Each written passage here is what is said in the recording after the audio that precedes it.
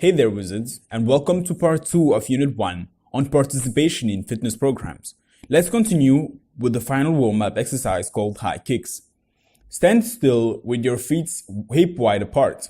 Bring your arms at a 90-degree angle and kick your leg up, trying to touch your fingers, and then bring it back down again.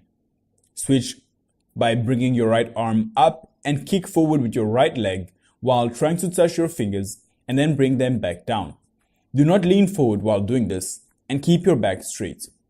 Now let's talk about training for sprints or track. The sprints include the following track events: 100 meters, 200 meters, 400 meters, 4x100 meter relay, and the 4x400 meter relay. Although the sprints are events in themselves, the ability to sprint is an important weapon in an athlete's armory for many track and field events as well as many sports. As a workout, the need to start slow is very important, and you do not need to push yourself too aggressively.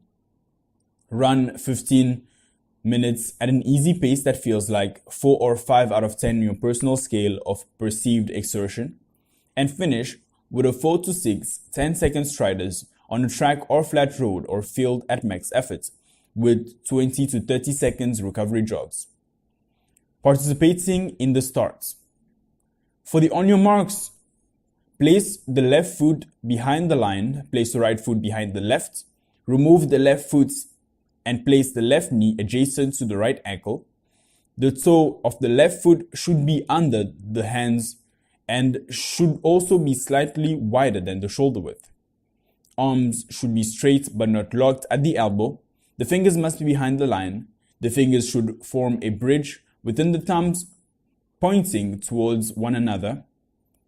When viewed from the side, the shoulder should be above the start line, and the head and neck should be in line with the spine.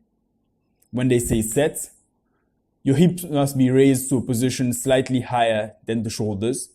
There should be an angle of 90 degrees at the front knee. There should be an angle of 120 degrees on the rear knee. When viewed from the side, the shoulder should be above the start line, and the head and neck should be in the line with the spine, and you should remain motionless. Safety measures for physical activity. Muscles that have not been warmed up the right way tend to be injured more easily. If you have been injured or you try to come back too soon, you run the risk of re-injuring yourself, maybe even more seriously than before. Concussion. A concussion is a blow to the head that affects how the brain works. A concussion can also happen after a hit to the body that causes the head to move quickly back and forth. This must be checked by a doctor who would declare you fit for exercise. Some athletes use pain relief to avoid pain. Pain is your body's way of signaling it is not happy with what you're doing. If you have pain, get treatment so you can fix what's causing it. It's important to wear the right equipment to avoid injuries, and using wrong or improperly fitted equipment is a major cause of injuries in playing games and sports. Heat exhaustion. Heat exhaustion is a heat-related illness that can occur after you've been exposed to high temperatures, and it often is accompanied by dehydration. What are some symptoms of exhaustion? Some of the most common symptoms of heat exhaustion include confusion, dizziness, fainting, fatigue, headache, muscle or abdominal cramps, nausea, vomiting or diarrhea, pale skin, profuse sweating, and rapid heartbeats. What is some treatment for heat exhaustion? If you or anyone else has symptoms of heat exhaustion, it's essential to immediately get out of the heat and rest, preferably in an air-conditioned room. If you can't get inside, try to find the nearest cool and shady place.